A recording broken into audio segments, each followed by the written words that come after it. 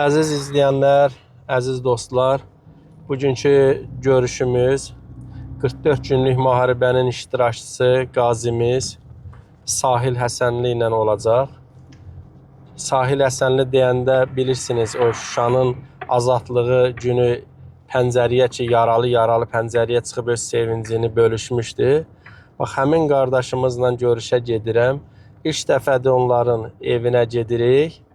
Dövlət tərəfindən verilən evində görüşümüz olacaq. İzləmədə qalın, görək görüşümüz necə baş tutacaq. Mümkün qədər onun həyatı ilə bağlı suallarımı verəcəm.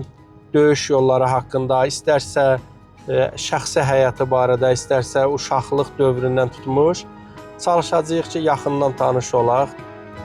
Qazilərimizin hamısına hörmətimiz var, amma Sahil Həsənli mənim gözümdə bir başqa qardaşdır. Yəni, o həlimliyi ilə, imanı ilə, dini ilə seçilən qardaşlardandır. Bir onu yaxından tanıyaq.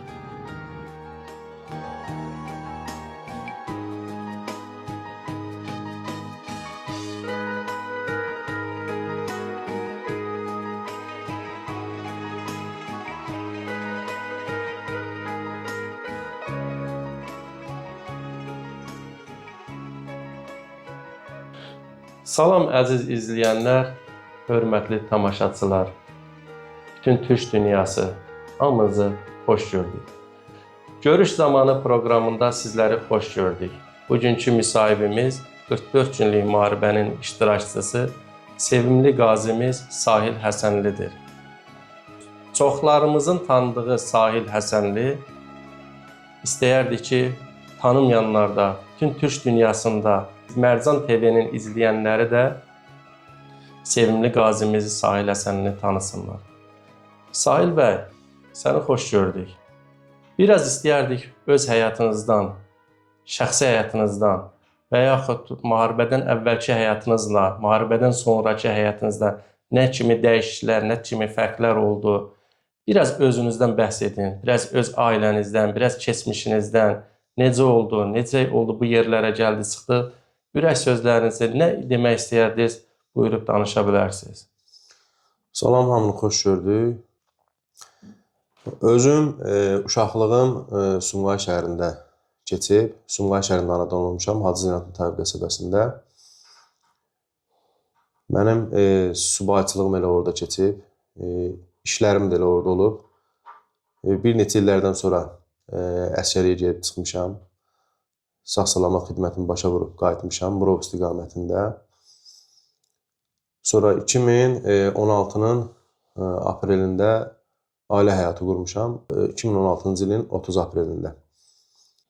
2017-ci ildə mənim Mehdi balam dünyaya gəldi və mən Sumqayıtda işləməyə məcbur oldum. Qəsəbəni dəyişdim. Sumqayıtda qaldım. İnşallah qızım dünyaya gələndə Allahın izni ilə mən Bakıda işləməyə məşğul oldum. Bakıya getdim, gəldim. Allah qəni-qəni rəhmət eləsin rəhmətli Polad Həkimovumuza, bizim generalımıza. Mənim sarsıdan, məni döyüşə aparan ən çox bizim generalımızın dünyasını dəyişmək oldu, şəhadətə ucalmaq oldu. Çox pis təsirlədi, həddindən artıq. Yəni, qəbul eləyə bilmədim. Nəinki mən, bütün Azərbaycan onu qəbul eləyə bilmədi. Allah rəhmət eləsin, haqqını bizə halal eləsin inşallah. Vaxtı çatanda, zamanı çatanda 2020-ci ilin sentyabr aylarında müharibə başladı. O ərəfədə də üzr istəyirəm ifadəmə görə mənim 3-cü övladım ana bətnində idi. Hələ 3-cü övladım dünyaya gəlməmişdi. Mən fikirləşmədən, övladlarımı gözümün qabağına almadan, ailəmi gözümün qabağına almadan mənim üçün böyük bir fürsət oldu, böyük bir şans oldu ki, yəni torpaq uğrunda, millət uğrunda sən cihada gedirsən, döyüşə gedirsən, döyüşə yollanırsan. İnşallah da ki, qalib olacaqsan. Yəni, beynimdə bu fikirlər var idi. Əsas qısas idi ki, bizim şəhidlərimizin qanı yerdə qalmasın, bizim Xocalıda və digər rayonda olan millətimizin başına açdıqları zülümlər, müsibətlər yerdə qalmasın, onların haqlarını tapdalamağına imkan verməyək, torpaqlarımıza qaytaraq. İşdən evə gəlmişdim. Axşam televiziya kanalında yoldaşım dedi ki, bəs müharibə başlayıb, televiziya kanalında veriblər. Sevindim, sevincə ilə yatmışam. Səhər tezdən durdum, evdəkiləri anlatdım, vayne bileti götürdüm, getdim hərbi komissarlığa. Hərbi komissarlığa gedəndə bir dəfə yaxınlaşdım, dedilər ki, yaşın çoxdur. Hələ ki, orduda əsgərlərimiz yetəri qədərdir, gözlə. İkinci səfər yaxınlaşdım, gördüm, yenə də elə eyni söz, eyni hərəkət. Hərbi komissarlığın qabağı millətlə dolu idi. Qocasından cavanına kimi kişi xeylaqları hamısı dolu idi. Çox idi, həddindən artıq çox idi. Nəinki Sumqayıt voyinkomatı, bütün Azərbaycan voyinkomatı, bütün küçələr, millət hamı ayaq üstə idi. Üçüncü səfər yaxınlaşanda dedilər, olmaz da mümkün deyil. Hətta hərbi komissarlıqda atamın bir tanışı var. Dedi ki, bala, sənin hələ üçüncü övladın olacaq. Yeri çıx gedək və balalarımın yanında ol. Dedim, yox, gedəsi deyiləm. Siz israrlıydınız. Yəni bu məsələdə çox israr edirdiniz ki, döyüşə qatılmalısınız. Bəli, bəli. Yəni yenə deyirəm, mən hər şeyi qoydum bir kənara, dedim vətən, vətən, vətən. İsrarla inşallah ki, Allah istəyimə nail olmağıma səbəb oldu. Nəinki mənim, bütün Azərbaycan oğullarının, bütün Azərbaycan kişilərinin, igidlərinin hərbi komissarlığa məcburiyyətlə yaxınlaşdıq. Məcburiyyətlə də olsa, təkidlə də olsa, yetəri qədər bizim ordumuzun əsgəri vardı, açıq deyək. Maxesi, gizirləri, komandanlıqları, zabitləri çox idi, həddindən artıq çox idi. Sadəcə olaraq könüllülərin getməyi orduya daha da üstünlük verdi, orduya daha da kömək idi. Bir sözlə nailə ola bildiniz də, qatıldınız. Bəli. Yəni orada biraz səsimi, köyümü qaldırdım. İstədiyimə çatdım. Yollandım hərbi komissarlığından, hərbi komissarlığın daha doğrusu arxasına bizi apardılar, avtobusların dayandığı yerə.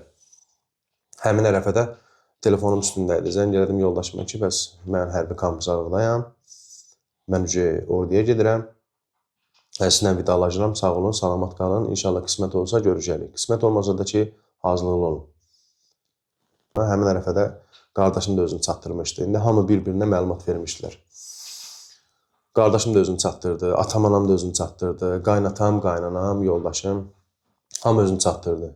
Hətta orada elə bir nüans oldu ki, mənim getməyimi istəməyən valideynlərimdən biri də, yəni atam oldu ki, niyə gedirsən?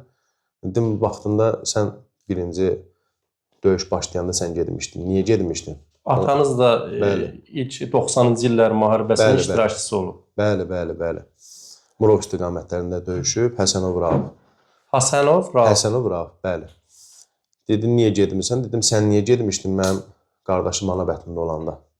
Mən də eyni qaydada gedirəm. Yəni, mən ailəni bu günləri fikirləşmirəm. Mən bu günləri vətənimi, millətimi fikirləşirəm. Həmin sözümdən sonra telefonla danışa-danışa qaynanam bölümündəydi. Qaynanam qızımı verdi qucağıma ki, götür qızımı da apar, məni döyüşdən saxlamaq üçün. İndi valideyndir. Anam da ağladı ki, bəs gedmə bala, sənin hələ üçüncü övladın olacaq. Dedim, yox, öncə vətən. Yəni, bir dənə beynimə həkk olunan bu idi. Öncə vətən. Öncə vətən. Yəni, qızı qaytardım qaynanama, anamla, qardaşımla, yoldaşımla. Hamı ilə sağollaşdım, halallaşdım. Döndüm üzümü qayıtdım ki, övladlarım sizə əmanətdir, sizdə Allah əmanət. Ailəm sizə əmanətdir. Çıxdım, getdim döyüşə. Yolda yenə dədəm zəng elədi, əlaqə saxladı ki, bala, üçüncü övladım var, dedim olsun. Mən gedirəm döyüşə. Bir kəlmə. Bizi gətirdilər Ağcabədə Enzali hərbisiyəm. Qaldıq orada. Oradan bizi göndərdilər Füzuliyə. Füzulidə bizi gəldilər, qeydiyyata aldılar. İlk döyüş yerimiz oldu Füzuli. Füzulidən başladı ağır döyüşlərimiz.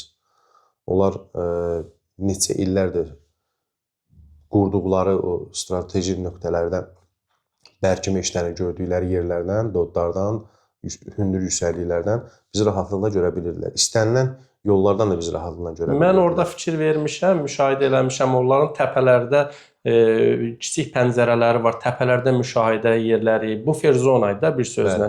Ermənilər tam bərk edilmişdi orada Füzuli bölgəsində. O cəbhəni də yarmaq yəni asan məsələ deyil. Əlbəttə ki, asan məsələ deyil. 3 etab vardı. Təsvir edin ki, tank əleyhinə olan minanın altında piyada əleyhinə mina. Yəni bütün elə bir ki, bir zolağı keçdin, ikinci zolaqda yenə başlayır. İkinci zolağı keçdin, üçüncü zolaqda yenə başlayır. Bizim keçdiyimiz həmin o hissələrdə bir dənə yulğun ağacı nə idi, yox idi. Amma onlar bizi həmin o açıqlıq ərazidə rahat görə bilirdilər. Bizi rahat vura bilirdilər. Biz nə qədər gizlənsək də, nə qədər özümüzü qorusaq da, güllə ata-ata onların üstünə yenə də onlar yəni bizi vura bilirdilər. Rahatlıqla vura bilirdilər. Müəyyən bir belə deyək, Allah Cənab Ali Baş Komandanımızın canını sağ eləsin. Aldıqları silah-sursatlarla, aldıqları dronlarla, PUA-larla, kamikazelərlə, yəni biz düşməni sarsıda bilmişik. Həm də ordumuzun canlı qüvvəsi güllənin üstünə heç nə olmamış kimi şütüyürdü. Yəni elə bir ki, adi bir şeydir, adi həyatdır. Yəni bizim üçün adi həyat idi, amma bizim beynimizdə o qisas hissi o gülləni bizə göstərmirdi. Biz fikirləşmirdik ki, güllə dəyəcək bizə nə olur. Biz onu bir dənə fikirləşirdik ki, biz torpağımızı qaytarmalıyıq. Şəhidlərimizin, ana bacılarımızın, ata babalarımızın qisasını almalıyıq. Bir kəlmə. Beynimizə həkk olan o idi. Sahil bəy, bəs həmin ərəfədə, o həyəcanlı anlarda, döyüşün qızğın vaxtlarında siz necə özünüzlə bir tək qala bildinizmi? Özünüz hazır hiss elədinizmi özünüzü? Bu müharibə artıq mənim zamanıdır, qisas vaxtıdır. Nə edəcəyinizi, yaxud da həmin vaxt qorxu hissi falan, tam səmimi olun. Necə hisslər keçirdiniz? Artıq bildiniz ki, məqamıdır. Mən sizə belə qısa cavab vermək istəyərdim. Amma tam ətraflı. 2009-2011-ci illərdə mənim xidmətim olub, əsgərliyim olub. Mən 2011-ci ildən 2020-ci ilə kimi əlim silah görməyib, təlim görməmişəm. Amma onu deyərdim ki, Allah Taala ürəyimə həm qorxu hissi salmışdı, həm həyəcan hissi salmışdı, həm ağlımda, ürəyimdə qisas hissi vardı, qəzəb var idi. Bərk qəzəb vardı, gözümü qan tutmuşdu, belə deyək. Məndən əlavə də neçə əsgərlərin, zabitlərin gözünü qan tutmuşdu. Eyni hissləri yaşayırdıq. Ona görə də elə bil ki, mən özlüyümdə belə təsvir edirəm. Mən neçə illərdir Azərbaycan ordu sıralarında xidmət edirdim. Əlimə silah alan kimi eyni əsgərlikdə xidmətdə olduğum vəziyyətimi başa düşdüm ki, həmin xidmətdəsən. Sadəcə bir dənə fərq odur ki, müharibədəsən. Həmin xidmətdəsən, torpağı qoruyurdun. Ola bilər ki, hansısa poligona gedəndə silah-sursatdan istifadə edirdin, atışın olurdu, amma burada canlısan. Burada canlı atış atırsan, burada ölüm olacaq, burada yaralı olacaq, burada belə deyim, torpaqlara qaytaracaqsan, burada şəhidlərin qisasını alacaqsan, millətin, torpağın qisasını alacaqsan, neçə illərin həsrətin qisasını alacaqsan. Mən bu hissləri yaşayırdım orada. Sahil bəy, sizə bir özəl sualı verim. Buyurun. İndi böyüklərdən, yaşlılardan olsaydı, onlardan xəbər alardım siz, amma indi özünüzdən soruşun, bəlkə bildiniz. Uşaq vaxtı hansı oyuncaqlarla daha çox oynamağı sevmişsiniz? Deyəcəksiniz, heç bir aidiyyatı yoxdur, amma inan ki, aidiyyatı var. Uşaq vaxtı ən çox, belə deyim, gəmi, maşın, bir də silah. O da belə deyərdim ki, meyvə yeşiyinin taxtasına silah düzəldirdik, ortasına rezin bağlayırdıq, bir də taxta qoyurduq. Fırladırdı, taqqıldayırdı. Mən umduğum cavabı açığa aldım. Yəni, mən nə qədər ki, şəhidlərin ailəsi ilə görüşürəm, yəni qazilərimizlə görüşürəm, araşdırmada bəlli olur ki, döyüşə qatılan qazilərimiz, yaxud da o igid şəhidlərimiz əksəriyyəti uşaq vaxtı silahla həvəskar olublar. Onlar doğulanda qəhrəman kimi doğulublar. Bunu da sizdən eşitdim. Buyurun, davam edin. Bunun da səbəbini deyim. Bizi çünki evdə anamız, atamız, nənəmiz, babamız belə bizi beynimizə, bizim ağlımıza, bizim necə deyim, həyatımıza birbaşa təsiri olub. Ondan sonra da məktəbdə bizə təsir olub. Bağçada da hətta belə təsir olub. Bizim düşmənlərimizi, yağlı düşmənlərimizi bizə təqdim ediblər. Bizə deyiblər ki, bunlar kimdir, millətin, torpağın başına necə oyun açıblar. Biz onda da silahları görmüşük, biz onda da tankları görmüşük, topları şəkillərdə görmüşük. Uşaqkən bizi bunu aşılayıblar. Biz bunları bilmişik. Hətta bizim qəhrəmanlarımızdan bir stimul alıb, hələ körpə idik, belə deyək də, məktəb vaxtlarımızda deyək. Stimul alıb, dərsdən sonra dərsimizlə məşğul olandan sonra biz düşürdük həyətə, avtomat deyək də, avtomat oynayırdı uşaqlarla. Məhlə, avtomat oynayırdı. Axır ki, Füzuli bölgəsindən döyüşə qatıldınız. Tamaşaçılarımıza artıq o həyəcanlı anları da hiss elətdirin. Görək siz qolunuzu çiyninizdən itirmisiniz.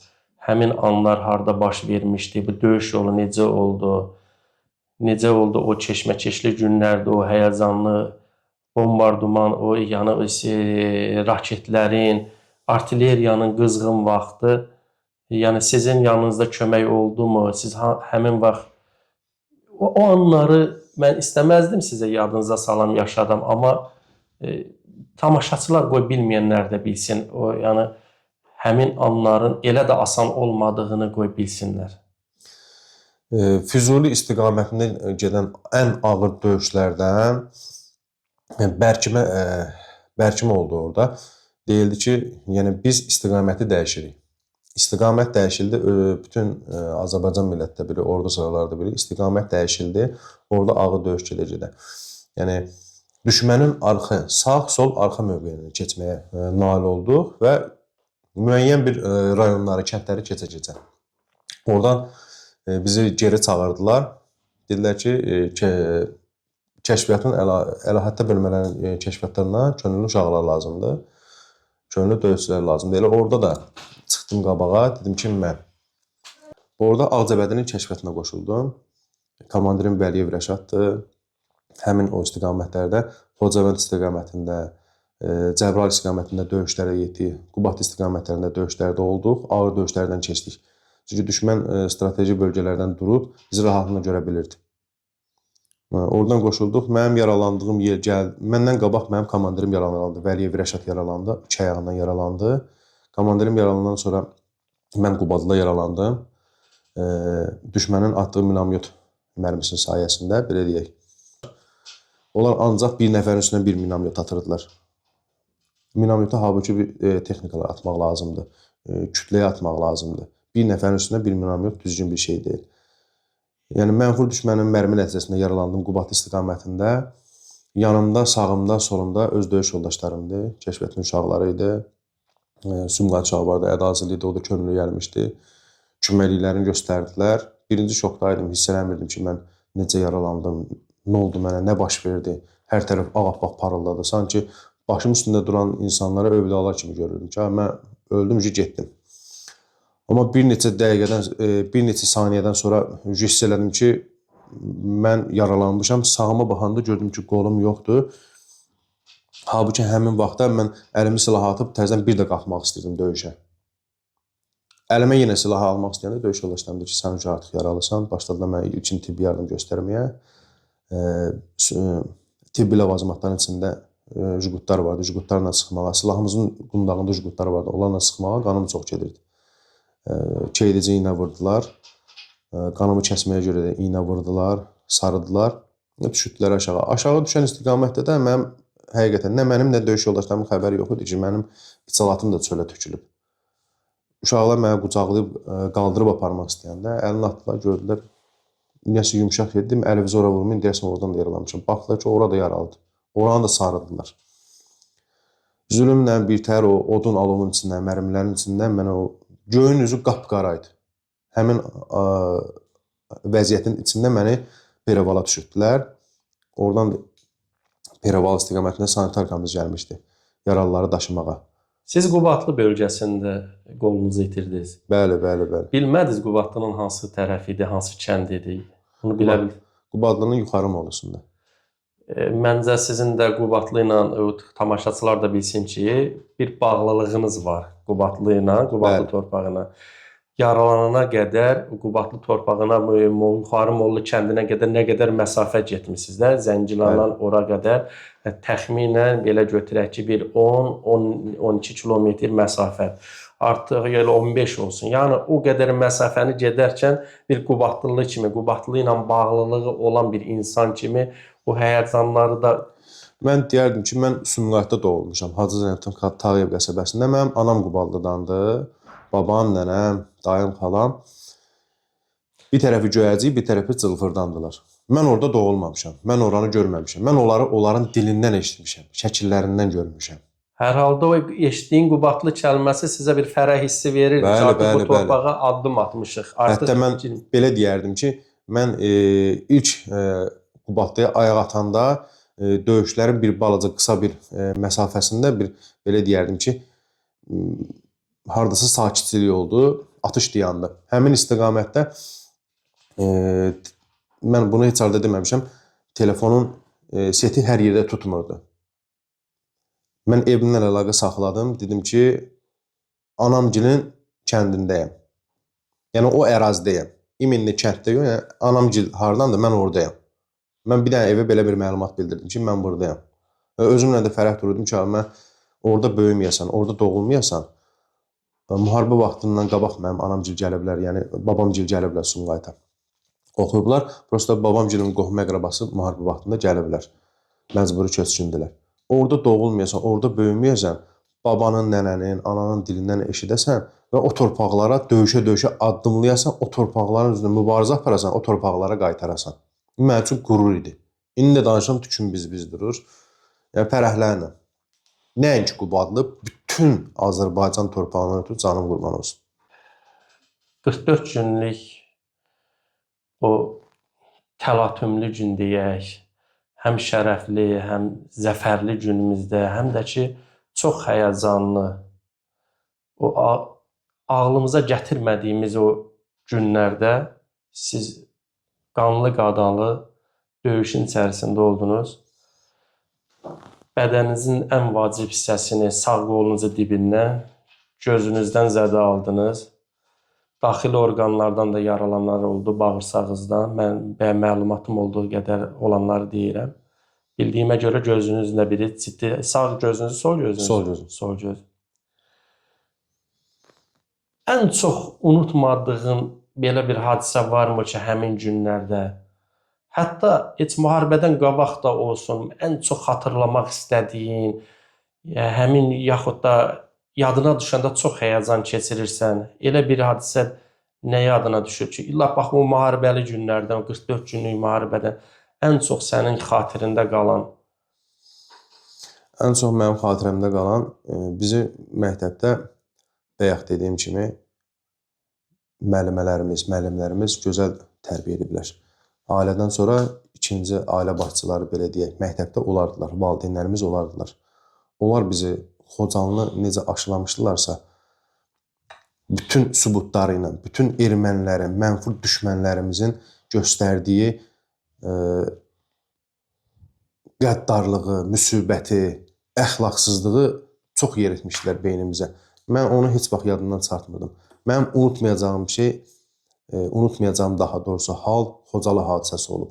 Rayonlarımızda bizim millətimizin, qadınlarımızın, ana bacılarımızın, atalarımızın, babalarımızın başına gətirdikləri müsibət idi. Mən bu günlərdə onu unutmuram. Mən müharibədə də onu unutmadım. Müharibədə onu gözümdə canlandırdım. Onu gözümdə canlandırdım ki, mənim qisasım var. Bir də Allah qəni-qəni rəhmət eləsin, mənim rəhməti Polad Həşimovum var, generalımız var. Sahil bəy, siz qolunuz itirdiyiniz gün ayın neçəsi idi? Oktyabrın 20-si. Oktyabrın 20-si. Oradan təxliyə olundunuz hospitallara. Bir də Azərbaycan xalqının ümumiyyətlə Sahil Həsənlini tanıyanların, sevənlərin ən çox yadında qalan hadisə mən bildiyim qədər Sahil Həsənli onunla çox tanındı. Şuşanın işğaldan azad olan günü Sahil Həsənli yaralı pəncərəyə, demək olar ki, bütün hissəsi ilə pəncərəyə çıxmışdı. Ayaq üstə dayanıb təzim edirdi, paradı, gedən o alqışlayanları, sevinənləri, bayram edənləri müşahidə edirdi və məncə sizin o pəncərəyə çıxmağınızda o küçədə o izdihamın da nəzərini çəkmişdi və sizin fotolarla tanındınız, fotolarla yayılmağa başladı. Bəli. Həmin gün barədə. Oktyabrın 20-si yaralandım, biri döyüşə girmişdim, 20-si yaralandım Qubadlıda. Gətirdilər, ilkin tibbi yardım məntəqəsi vardı, Füzulidə, açıqlıqda. Orada yardım göstərdilər, dedilər ki, bu ciddi xəsarət alıb, Füzuliyə gətirdilər, Füzuli mərkəzi xəstəxanaya. Bir neçə əməliyyatım orada oldu. Oradan sonra mənə göndərdilər Ağcabədi xəstəxanasına, Ağcabədi xəstəxanasından da Bakıya göndərdilər. Gətirdilər Əfəndiyevə.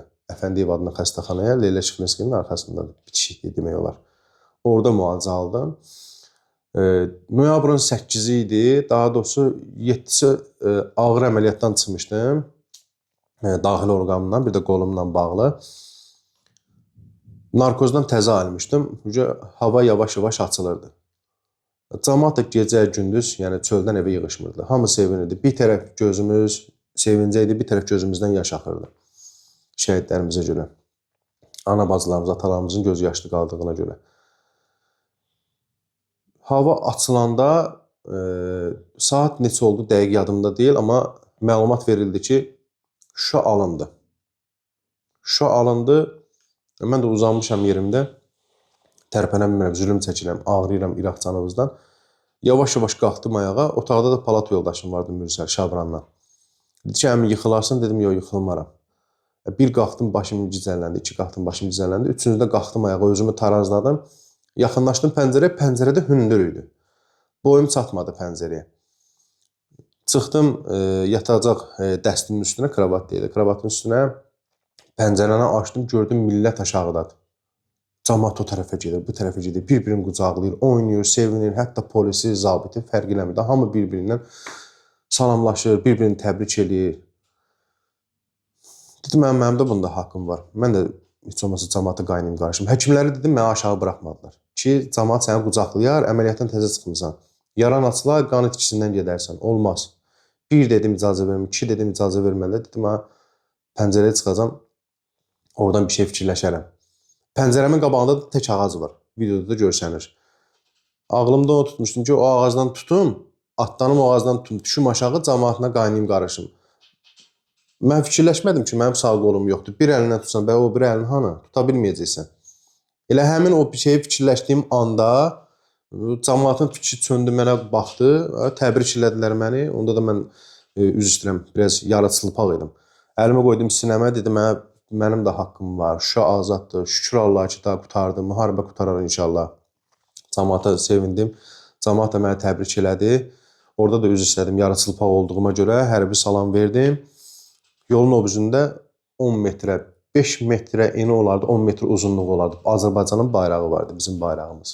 Onu gətirdilər bu tərəfə, baş əydim qarşısında, təzim elədim. Sonra həkimlər, aşağıda mühafizəçilər həkimlərə demişdi ki, bəs pəncərədən çıxan var. Həkimlər gəldi, mən aşağı çəkdilər ki, olmaz, yıxılarsan. Həmin ərəfədə mənə video lent almışdılar. İctimai TV-nin əməkdaşları. Yolu müşahidə eləyərkən, yolu çəkərkən, cəmaatın sevincini çəkərkən təsadüfi bir çəkiliş olub, mənə görüblər, mənə də çəkiblər.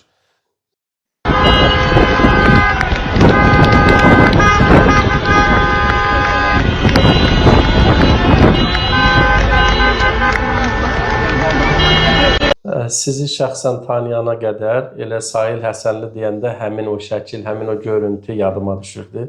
Pəncərədən çölə çıxmağınız, o Şuşanın qələbəsinə sevinməyiniz, Şuşanın işğaldan azad olmasına böyük sevinciniz, həmin şəkillə siz millətə çatdıra bilmişdiniz. Mənim tanıdığım Sahil Həsənli ağzı şükranlı, imanlı, dinli, gözü tox, Allahın nə veribsə ona həmişə qane olan bir Sahil Həsənlidir, sevimli qazimiz. Elə ona görə də mən həmişə sənin şəxsən mən Zaur Qubatlının ürəyində yeri var. Bu şəxsi münasibətdir. Mən səni öncə tanımışam, Şəhidlər Xiyabanında görüşmüşəm. 27 sentyabr, səhv eləmirəmsə 2022-ci il idi. Anım mərasimində görüşdüm. Qürurla sizinlə şəkil çəkdirdim. Hamıya da sənin olan şəklimi göstərdim qürurla ki, sevimli qazimiz Sahil Həsənlidir. Ondan sonra qismət belə gətirdi ki, küçədə rastlaşdıq, görüşdük. Bizim münasibətlər biraz isindi. Mən sizdən bir istilik gördüm, yəni insanlıq gördüm. İgidliyinizi kənara qoysaq, insan kimi insanlığınızı gördüm. Sonra məlumatım oldu ki, yaxşı ailə başçısınız, yəni ailənizdən ötürü canınızı fəda verən bir insansınız, mehriban insansınız. Və bu günləri görüş zamanı verilişimizin də tamaşaçılarına çatdırmaq üçün sizə bir sual verəcəm, onun cavabını istəyirəm. Buyurun. İndiki gəncliyimizə, məktəblilərimizə, gələcək nəslimizə nə tövsiyəniz var? Bizim qazilərimizin, şəhidlərimizin yolunu, haqqını itirməmək üçün hansı məsləhətiniz var? Onlara nə tövsiyələriniz var? Və yaxud da o tövsiyələrinizdən indiki öz həm müharibə iştirakçısı qazilərimizə də verilməyə sərbəstsiz. Buradan efir vasitəsilə qazilərimizə də tövsiyə verə bilərsiniz ki, yəni duruşlarında, bugünkü o adlarının, sanlarının qorunmasında və ümumən bir xalqımıza bəlkə ismarıcım var, bəlkə bir tövsiyəm var. Nədən ki, mənim ən çox narahat olduğum bir hissə var ki, onu sənə çatdırmaq istəyirəm. Bizim bu müharibə bitdi deyə, qələbə ilə bitdi deyə unutqanlıq olmasın. Yəni mən hər yerdə çalışmışam aşılamağa, təbliğata ki, bu gedişat nəinki 44 günlük müharibə, 90-cı illərdən başlamış olan mücadilənin sonu 44 günlük müharibədə bitmiş olması, qələbə ilə bitməsinin kitablarımıza düşsün və gələcək nəsillərə ötürülsün, heç vaxt bu haqlar itməsin. Qazilərimizin də, torpaq altında yatan şəhidlərimizin də, bizdən ötürü canlarını verilmiş şəhidlərimizin, qəhrəmanlarımızın haqları itməsin. Bax, sənin dilindən eşitmək istəyirəm, Sahil, nə tövsiyəm var bunları biz gələcəyə ötürə bilməmiz üçün? Belə deyərdim ki, Azərbaycanı ayaq üstə tutan, Azərbaycanı Azərbaycan eləyən neçə əsrlər bundan qabaqlar şahlarımız, igidlərimiz, sərkərdələrimiz olub. Bizim dövrümüzə gəlib çatıb 90-cı ildə olan müharibələr, 90-cı ildə olan müharibədə hələ mən körpə idim. Üzr istəyirəm, daha doğrusu 91-ci ildə mən dünyaya gəlmişdim. Mən belə tövsiyə edərdim ki, hamı bilir, aləm də bilir, məni tanıyanlar, yaxınlarım da bilir. Mən döyüşə gedəndə ailəmi gözümün qabağına almamışam. Mən öncə vətəni fikirləşmişəm, birinci vətəni fikirləşmişəm. Niyə fikirləşmişəm? Vətənim varsa, anam var, atam var, millətim var, namusum var, dinim var, imanım var, malım, mülküm var. Vətənim yoxdursa, mənim heç nəyim yoxdur. Nə ailəm yoxdur, nə dinim yoxdur, nə imanım yoxdur. Mənim dinim İslamdır, mənim torpağım Azərbaycandır, müsəlman torpağıdır, o da Azərbaycandır. Müsəlman torpaqlarımız da var. Amma mənim müsəlman torpağım Azərbaycandır. Dinim də İslamdır. Mən həmişə demişəm, ilk ziyarət elədiyiniz yer, istəyir kimsə toy eləyəndə, nişan eləyəndə, uşaqların çölə gəzdirəndə, özləri gəzməyə çıxanda, ilk ziyarət elədiyiniz yer Şəhidlər Xiyabanı olsun. Allahım şahiddir ki, şəhidlər bizlərə haqların halal eləmək istəyirlər. Amma onları unutmasaq, unutsaq onlar bizə haqların halal eləməyəcəklər. Bunu bircə dərk eləsinlər ki, şəhid ailələrini ziyarət eləsinlər, şəhid ailələrinə münasibət saxlasınlar, müharibəlilərinə münasibət saxlasınlar. Ən azından salam, necəsən, vəziyyətin necədir, səhhətin necədir? Bunu desələr, bu böyük bir şeydir. Müharibəlilər də elə içi məndə qarışıq, millətin içində həmişə çalışın, sevilib, sevin, sevilin. Qazilərimiz də millətin içində sevsinlər, sevilsinlər, içi məndə qarşı millətlə gözəl rəftar eləsinlər, can deyib, can eşitsinlər. Olur bizim vaxtlarımız ki, əsəbi oluruq, o da ki, müəyyən bir səbəblərdən olur. Sonda yekun sözümü vurğulamaq istəyərdim ki, nə qədər ki bizim mənfur, murdar düşmənimiz var, həmişə hazır olun, həmişə tətikdə olun. İstəyir gənclərimiz, istəyir millətimiz, istəyir ordu sıralarımız, cənab Ali Baş komandanımız İlham Əliyev dediyi kimi, nə qədər ki biz onlarla qonşuyuq, biz öz mövqeyimizi qoruyacağıq, biz öz dövlətimizi qoruyacağıq. Çalışın torpağımızı, millətimizi, bütün hər bir yerini qoruyub əlimizdə saxlaya bilərsiniz. Yəni bu olanları unutmayaq. Heç vaxt unutmayaq. Keçmişimizi də unutmayaq. Mən necə ki unutmadım, döyüşə qatıldım, döyüşdə fikirləşdim, döyüşdə mənim ilk beynimə, ağlıma gələn Xocalı hadisələr oldu, kənddə, rayonlarda olan müsibətlər oldu. Mən bundan sonra da unutmayacağam. Nə də mən övladlarıma imkan vermərəm ki, hansısa bir dəqiqəlik epizod da olsa onu xatirəsindən çıxarsın. Həmişə aşılayacam. Öz ailəmə də demişəm, öz balalarıma da demişəm, qardaşımın övladlarına da demişəm, hər yerdə aşılayacam. Sahil bəy, hal-hazırda sizin bir məşğuliyyətiniz varmı? Bir iş yeriniz, bir yerdən dəstək ala bilirsinizmi? Məşğuliyyətiniz nədir sizin? Qoy sizi sevənlər onu da bilsin. Yəni mənim maraqlıdır. Nə ilə məşğul olursunuz? Çünki elə də asan iş deyil siz tək əllə. Bilmək istəyərdik, nə işlə məşğulsunuz? Mən müharibədən sonra əlilliyimlə təmin olunandan sonra dövlətimin mənə verdiyi təqaüd, pensiya, protez, ev, maşınlardan sonra işlə təmin olunmuşam. Daha doğrusu həmin ərəfələrdə işlə təmin olunmuşam. Sumqayıt 40-cı məhəllədə əlillərin reabilitasiya mərkəzi var. Orada qazanxanada operator vəzifəsində çalışıram. Qazanxana operatoruyam. İşim də rahatdır, şükür Allaha. Çətin bir anlarım olarsa, iş yoldaşlarım köməkli göstərir. Sahil bəy, mən sizin paylaşımlarınızdan və Sumqayıt Əllərin Reabilitasiya Mərkəzinin səhifəsindəki bəzi paylaşımlardan, şəkillərdən də görürəm ki, orada sizi qayğı ilə təmin olursunuz. Onların isti münasibətləri var. Yəni, hörmətli qazilərimizə onların qayğılarını görə bilirəm. Məncə də o kollektivdə siz sevilirsiniz. Elə buradan yeri gəlmişkən Sumqayıt Əllərin Reabilitasiya Mərkəzinin rəhbərliyi və bütün kollektivi işçi heyətinə də buradan çox sağ ol deyirəm. Bizim hörmətli qazimiz Sahil Həsənli və onun kimi bir neçə orada şəxslər var ki, o qayğı ilə əhatə olunur. O Əllərin Reabilitasiya Mərkəzindən mən də yararlanmışam. Yəni, mən də ikinci qrup əlil olduğuma görə və onların oradakı qayğılarına çox razı qalmışam. Demək ki, oranı qazanxanada işləyirsiniz reabilitasiya mərkəzində.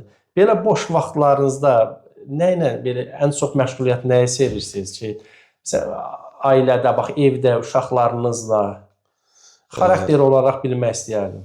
Boş vaxtlarımda mən dünyada deyərdim ki, həyatımda deyərdim ki, ən sevdiyim məşğuliyyət, ən sevdiyim hobbim balıq tutmaqdır. Gözəl. Mən balıq tutmağa gedirəm. Hətta olur ki, övladlarımı da aparıram. Aparanda bərk-bərk tapşırıram ki, sakit olun, balıq tutmağa gedirik. Otururlar, dinməz, söyləməz. Mən balığımı tuturam, onlar orada yeməyi yeyir, çayını içir, suyunu, sokunu içir. Balıq tutduğum balıqdan da pişirirəm elə o çay olsun çayın qırağında, göl olsun gölün qırağında. Tuta bilirsənmi bu? Bəli, bəli. Yoxsa özündən dükandan hazır alıb aparsın? Yox, xeyr, xeyr. Bu bir zarafatım təbii ki. Xeyr, xeyr. Tuturam, belə videolarım da var, onu da görə bilərsiniz. Elə öz sosial şəbəkələrimdə paylaşıram. Bildiyim qədər maşın da idarə edirsiniz. Yəni mən şahid olmuşam. Bəli, bəli. Taksi işi ilə də məşğulam. Əlavə gəlir kimi. Hansı avtomaşını idarə edirsiniz? Nədir, markası nədir? Belə dövlətin verdiyi Xəzər LX-dir. Cənab Ali Baş Komandanın verdiyi Xəzər LX maşınıdır. O ilə yox, öz aldığım maşından Vaz Oka markalı maşından taksibatlıq edirəm. Çətin olmuş ki sizə? Çətindir. Yaşayış barəsində, tərpəniş barəsində, hərəkət barəsində mən sağ qolumsuz çətindir. Çünki mən sağ qolumla hər şeyi idarə eləmişəm. Sol qolumdan çətindir. Amma övladlarım var, onları böyütməliyəm. Allah köməyiniz olsun. Allah övladlarınızın gələcəyini xoş, güzəranlı eləsin. Sizin yaşadığınız talihi onlar yaşamasın. Onların talihi daha gözəl olsun. Amin. Sahil bəy, mən sizlə görüşlərimiz çox olmuşdu. Ancaq evinizə birinci səfərdə gəlirəm. Elə sözü gəlmişkən, yeri gəlmişkən Allahdan evinizə də xeyir-bərəkət arzulayıram. Övladlarınızın toyu olsun inşallah. Şad günündə biz də iştirak edək, sevə-sevə iştirak edərik. Sizə bir vətəndaş kimi, bir Azərbaycanlı kimi öz minnətdarlığını, şəxsən özüm minnətdarlıq edirəm ki, çətin günlərdə Ali Baş Komandanımızın ətrafında birləşdiniz. Siz və sizin kimi oğlanlar əllərindən gələni elədilər ki, bu şorbada duzları olsun. Yəni müharibəyə qatıldılar. Qəhrəmanlıq nümunələri göstərdilər. Şəhidlərimizə Allahdan rəhmət diləyirəm. Bütün iştirakçılara, patron daşıyandan su daşıyana qədər, komandanlıq edənə qədər, çertyoz dizanlara qədər, bütün generallar, polkovniklər nə qədər ki zəhməti olmuşdu, hamısına bu efir vasitəsilə minnətdarlıq edirəm. Sağ olsunlar.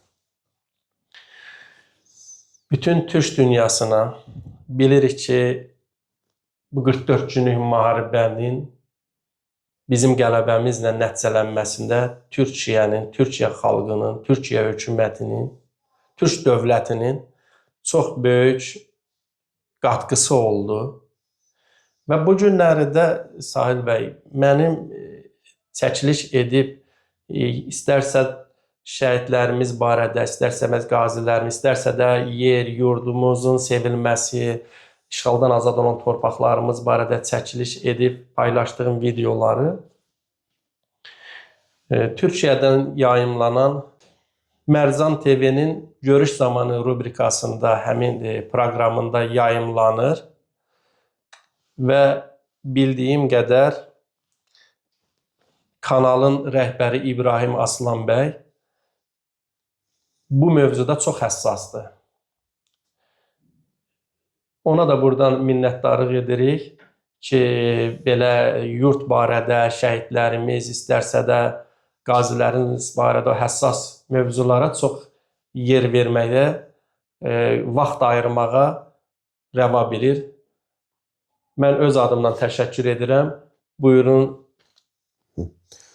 Bütün Türk dünyasına onu demək istəyirəm. Torpağınızı, millətinizi, dininizi daim qoruyun. Daim nəzarətdə saxlayın. İmkan verməyin ki, düşmənlər nəsə bir hərəkətə keçsinlər.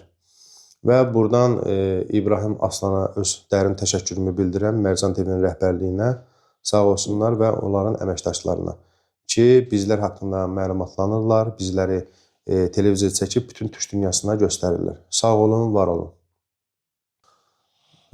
Sonda Zaur Qubadlı izləyicilərə də təşəkkür edirəm. Zaur qardaş, sənə də çox dərin təşəkkürlərimi bilirəm. Sağ ol, var ol, çox sağ ol. İlk tanışdığımızdan ta indiki tanışdığımıza kimi daim nəzarətində saxlayırsan məni, daim mənim haqqımda maraqlanırsan, səhhətim haqqında, ailəm haqqında. Var ol, çox sağ ol. Göstərdiyin təşəbbüsü görə də ayrıca bir təşəkkür edirəm. Var ol. Sahil bəy, sonda sənə öz minnətdarlığımı bildirirəm ki, Qızıldan dəyərli vaxtını bizə ayırdın, bizi evinə qonaq elədin. Mən bilirəm ki, sən çox ağır günlər keçirdin, çox sıxıntılı günlərin oldu. Həmin günlərdə ən çox sənə dəstək olanlara ürək sözün varsa, deyə bilərsən bu efir vasitəsilə. Başda cənab Ali Başkomandan İlham Əliyev xanımı, Mehriban xanım, Sumqayıt İcra Hakimiyyəti Zakir Fərəcov, Qubadlı İcra Hakimiyyəti Malik müəllim, iş adamı Şahin bəyə dərin təşəkkürlərimi bildirirəm. Mənim bərk sıxıntılı günlərimdə daim yanımda olublar. Sağ olsunlar, var olsunlar. Təşəkkürlərimi istəyirəm. Mən də Zaur Qubadlı şəhidlərin qardaşı, qazilərin qardaşı kimi mən də sizə minnətdarlığımı bildirirəm. Daim onları nəzərinizdə, diqqətinizdə saxladığınız üçün mən də təşəkkür edirəm. Sağ olun. Sahil bəy, Allah övladlarınızın gələcəyin xoşbəxt firavan eləsin. Balalarınızdan bəlkə bir şeir demək istəyən, şeir deyə biləni varsa, bizim layihə rəhbərimiz Namiq Zeynalzadənin də istəyi vardı ki, əgər sizin uşaqlardan şeir deyə bilən varsa, buyursunlar, desinlər. Daha yaxşı olar məncə. Bəli, var, qızım. Varsa, buyursun, gəlsin. Qızım. Dur burada. Əmin yanında dur. Ana dilim bal kimi, danışmaqdan doymuram. Mən onun neçə dilim içində qoruyuram. Maşallah qızımıza, maşallah. Allah bəxtlərini gözəl eləsin Sahil bəy. Hörmətli Görüş Zamanının izləyiciləri, hörmətli yurtsevərlər, şəhidlərini sevənlər, qazilərinin haqqını itirməyənlər. Bugünkü görüşümüz sevimli qazimiz Sahil Həsənli ilə oldu. İzləmədə qalın. Belə görüşlərimiz tez-tez olacaq, davam edəcək. Mən Zaur Qubadlı öz çəkilişlərimlə çalışacağam ki, sizinlə tez-tez görüşə gəlim. Və buradan hamınıza çox sağ ol deyirəm. öncədən izlədiyinizə görə, Qızıldan qiymətli vaxtınıza ayırdığınıza görə dediyim kimi izləmədə qalın. Mərcan TV-ni izləyin. Zaur Qubadlı səhifəsini izləyin. Hələ görüşlərimiz çox olacaqdır. Sağ olun. Hamınıza təşəkkür edirəm.